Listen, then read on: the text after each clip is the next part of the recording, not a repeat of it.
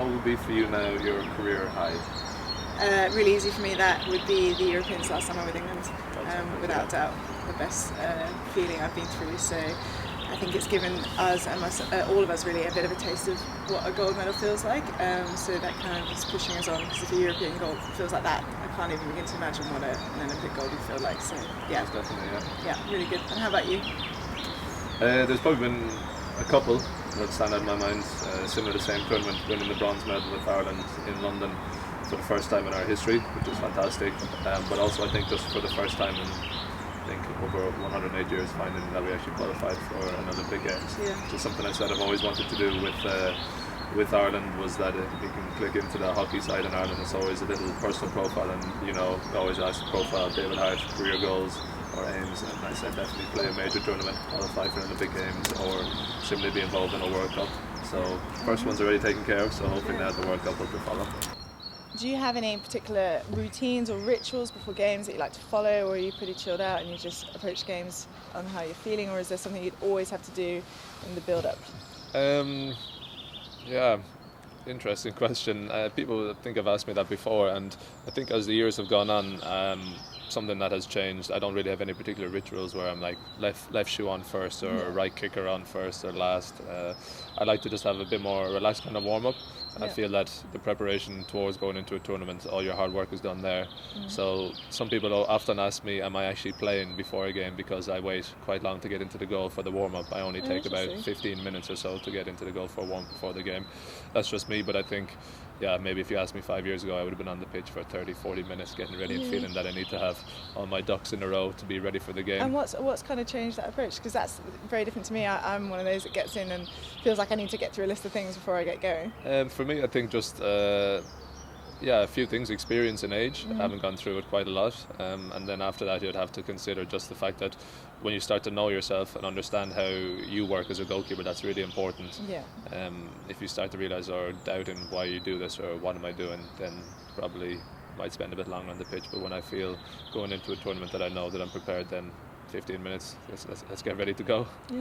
Yeah. And if on the pitch, say you weren't feeling too great about it, sometimes everyone has days where they're just like, I'm not feeling it today or whatever. Do you have anything that you would do to try and get yourself kind of back on your game? Like, is there any kind of mental things you think about, or are you very much kind of a clear thinker? I'd like to consider myself a clear thinker, but obviously every goalkeeper has dips sometimes in games, and it's how you kind of bounce back from it. One of my goalie trainers asked me one day, he came up to me and goes, listen, I know you can be really good on your good day, but how good can you be on your bad day? And it's something I'd never considered or thought about before.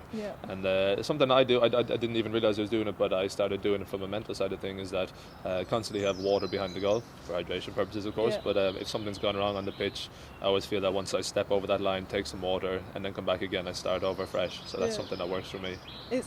I do exactly the same thing, and I got that from James Fair.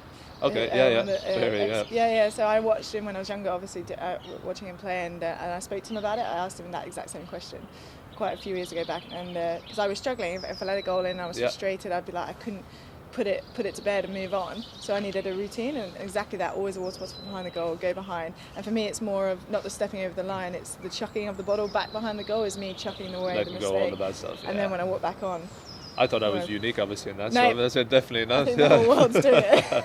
Okay. But that's interesting. I think a few people ask me that, and I think it's a very effective routine. If not, you can definitely find yourself kind of reliving the moment consistently, especially if you don't have anything else to do for a good 10 minutes or so. It can always be the hardest if you have to try to keep your concentration as well. Who would you feel that has one of the biggest influences on your career so far? I think I've always been quite fortunate in terms of who I've had as goalie coaches. So when I initially kind of put the pads on and really got into the training side of things, Steve Bear was a big guy in my life at that time. He always coached me up at Loughborough and kind of introduced me to the world of goalkeeping as it is now. It's a bit more dynamic and kind of showed me how I can use my strengths to develop my game.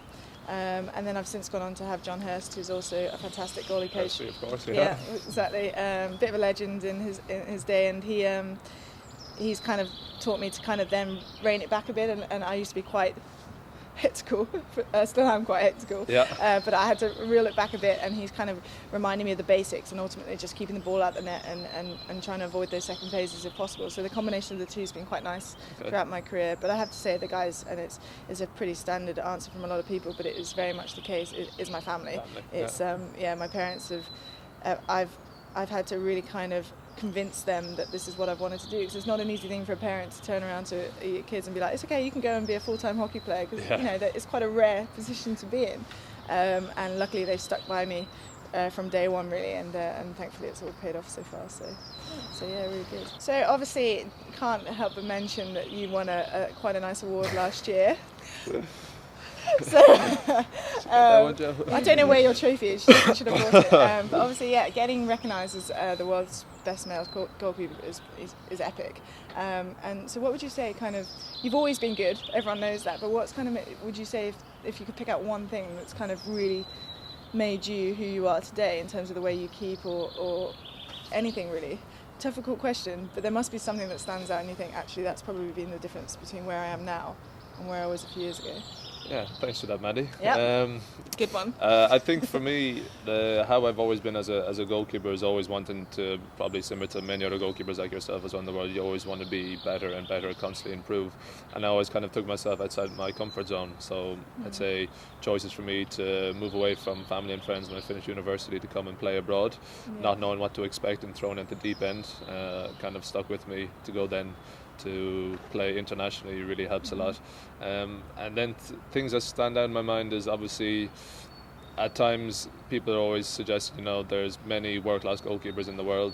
Of course, we know that Jaap Stockman, Jacobi, Charter, Lovell, Australians, many more that I can mention. And you obviously look at things that these guys do and think, geez, that looks really good, maybe I can add that to my thing, but it sounds a bit cliched, but what I always wanted to try and do was not be better than them, but could I be better David Harte the next day? So you kind of just had a bit of a selfish focus on yourself and what you were doing, and then the way I looked at it, just try keep using that, and then as the years went on you get more comfortable with yourself and more experience, and in doing so hopefully helps your team. And with the Irish team we've had, of course, quite a transition over the last 5, 6, 7, maybe longer years that I've been involved in, and the thing that would probably stand out for me is just the ability to come up with some important saves in crucial games. I think one of them in particular stands out. We played Pakistan in Belgium during the summer for the World League, which was essentially our Olympic qualifier, and having to try and went on to keep a clean sheet and making a save with 3 minutes to go, one that people turned around to me and said, that could be the most important save you've ever made in your career, and it turns out it was. Looking back at it now, it definitely was. So thanks again for mentioning that, Maddie.